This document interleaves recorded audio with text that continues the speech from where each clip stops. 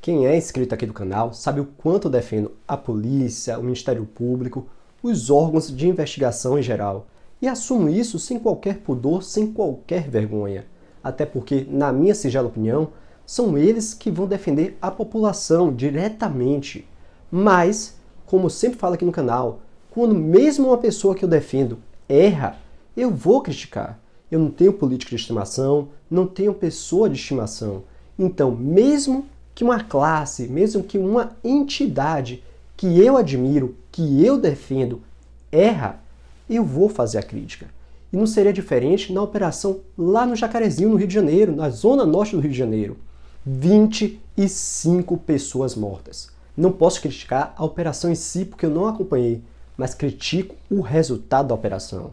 Você prende 6 pessoas, lógico, teve apreensão de granada, de arma, teve, mas valeu as 25 mortes? Compensou as 25 mortes prender apenas 6 pessoas? Compensou os diversos feridos, inclusive policiais e gente que estava no metrô? Compensou perder um policial com um tiro na cabeça? Duvido muito. E aqui é o que eu sempre falo em relação a essas operações. Tem que ter uma inteligência, tem que ser cirúrgico. Não pode colocar a vida da população em risco. Ah, Thiago, mas quem coloca a vida da população daquela região é o próprio traficante, quando usa a população de escudo. Sim, concordo. Mas se eu sei disso, se você sabe disso, a polícia muito mais. Então já tem que prever essa possibilidade. Já tem que prever isso quando está planejando. Como evitar e, se acontecer, como não colocar a vida da população em risco. E outra, se você vem com uma discussão que foram 24, porque um foi policial dos 25, se foram 24 criminosos que morreram, ainda bem, você está errado.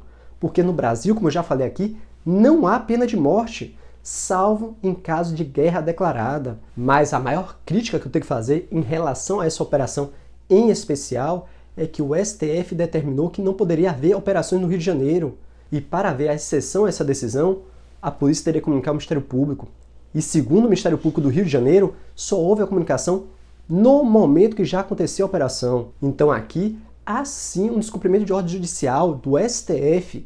Então tem que ser investigado isso. O Ministério Público já falou que vai investigar a operação, se houve abuso de poder, se houve execução, como está sendo ventilado. E eu, na minha singela opinião, acho que não houve execução, mas se há uma possibilidade de ilícito, tem que ser investigado e tem que investigar sim também se houve ou não houve descumprimento de uma ordem judicial do STF. Então, na minha singela opinião, como eu sempre falo aqui no canal, quer que se investigue tudo e a todos, mesmo que seja uma pessoa que eu defendo, um órgão que eu defendo. Então, que o Ministério Público investigue, mas investigue de modo sério. Se houve ou não houve crime, se houve ou não houve abuso de autoridade, abuso de poder, abuso do direito. E que realmente leve a sério tanto a versão dos policiais de legítima defesa, que primeiro os bandidos atiraram, e que leve a sério também se há uma responsabilidade de algum policial. Se houve responsabilidade do policial ou de traficante, que seja punido, independente de quem seja. Mas falando do Rio de Janeiro, falando de justiça, ontem o desembargador do TRF1, Tribunal Regional Federal da Primeira Região, que inclui o Rio de Janeiro, determinou a revogação da prisão domiciliar do Eduardo Cunha, o ex-presidente da Câmara Eduardo Cunha. E assim, o Cunha vai ser solto. O desembargador fundamentou sua decisão, falando que o tempo da prisão cautelar do Eduardo Cunha estava excessivo, demorou demais para ter uma decisão final, e assim determinou a revogação da prisão domiciliar e da prisão cautelar. Agora, o Eduardo Cunha está solto e vai poder fazer suas caminhadas lá em Ipanema. Mas quem não se safou tão facilmente assim foi o atual ministro da Saúde, Marcelo Queiroga, lá na CPI da pandemia, que na verdade ontem poderia ter mudado de nome, ao invés de CPI da pandemia do Covid, botar CPI da cloroquina, porque só tinha questionamento em relação à cloroquina. O Marcelo Queiroga foi o primeiro representante do governo a dar declarações na CPI. Em relação à cloroquina, que foi 90% das perguntas que foram feitas a ele, ele falava que o estudo está sendo feito no CONITEC, que é justamente a comissão que avalia a medicação do SUS, se vai dar aquela medicação, se não vai, se serve para tal doença ou não serve. E que ele não poderia fazer juízo de valor em relação à cloroquina, porque ele, como ministro da Saúde, seria a última instância dessa comissão. E assim ele estaria fazendo um pré-julgamento e não poderia ser imparcial na decisão administrativa dessa comissão. Mas, na minha singela opinião, esse depoimento, como todos os outros, foi tentando tirar a responsabilidade de si própria. Mas esse teve um tempero a mais, teve um quezinho a mais. Ele tentou defender o governo, até porque ele é o atual ministro da Saúde e primeiro representante do governo a dar depoimento. Ele não acusou ninguém, ele quis todo momento falar que tem estudos de um lado e tem estudos do outro, e que realmente há isso. Se você for procurar o café, se o café faz bem, faz mal, você vai achar diversos estudos clínicos falando que faz bem e também diversos estudos clínicos falando que faz mal. Imagine em relação à Covid, uma doença de 2019 que causou uma pandemia mundial. Você vai achar estudo para tudo, mas cabe ao governo, em especial o ministro da Saúde, na hora de dar uma orientação para a população como um todo, não utilizar um estudo singular, um estudo único. Tem que utilizar estudos científicos gerais, que a maioria dos estudos corrobore com aquele resultado e não uma exceção. Mas o que eu reputo de mais importante não é nem em relação ao Queiroga em si, mas o que vai vir em relação ao Pazuello. Se o Queiroga já foi apertado a todo momento, em 9 horas de depoimento, e foi adiado que vai ter mais, imagine o ex-ministro da Saúde, o general Pazuello.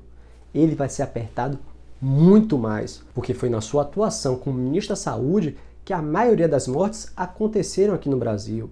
E o ministro a todo momento somente repetia o que o presidente falava.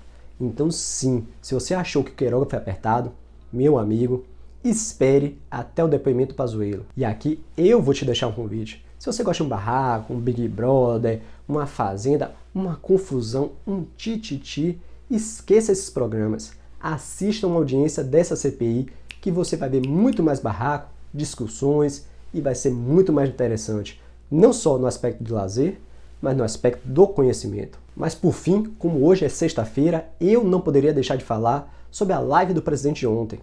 Aqui todo mundo já sabe o quanto eu critico o presidente, ainda mais em relação ao que ele fala, mas também tenho que ser justo quando o presidente fala uma coisa, por mais que eu não concorde ou concorde, mas a mídia distorce. E aqui eu vou trazer um exemplo de uma frase dele ontem que foi distorcida por diversos jornais, mas darei como exemplo dessa distorção da mídia o apresentador da CNN, Rafael Colombo.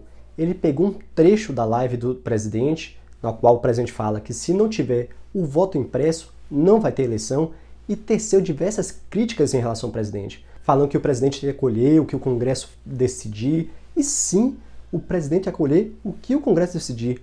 Mas a fala do presidente foi justamente nesse sentido. Ele falou que se o Congresso votar pelo voto impresso, vai ter voto impresso. Senão, não tem eleição. Então, aqui, por mais que eu critique as falas do presidente, não podemos tirar de contexto, não podemos ser injustos. Quando o presidente falou que não ia ter eleição, é justamente falando que se o Congresso votar pelo voto impresso, não vai ter eleição se não for pelo voto impresso.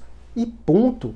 Não falou que ele seria arbitrário, que ele ia impor o voto impresso, mesmo contra a decisão do Congresso. Ele falou que ia executar uma decisão do Congresso. E aqui hoje deixo minha crítica não em relação à fala do presidente, mas deixo minha crítica em relação à mídia, toda a mídia que distorceu essa fala do presidente. Então, se a gente for criticar, critique, mas veja a fonte. Se foi uma entrevista, olhe o que a pessoa disse. Se for uma declaração, ouça toda a declaração da pessoa, até porque fazer uma crítica baseado somente no cabeçalho da manchete é injusto, não interessando se é crítica à direita, à esquerda ou ao centro. Mas essa é só minha singela opinião. Para mais vídeos, se inscreve no canal, aqui é vídeo todo dia. Se você gostou, deixe seu like, compartilhe esse vídeo, por favor, ajude o nosso canal a crescer. E não se esqueça, assista esse vídeo aqui,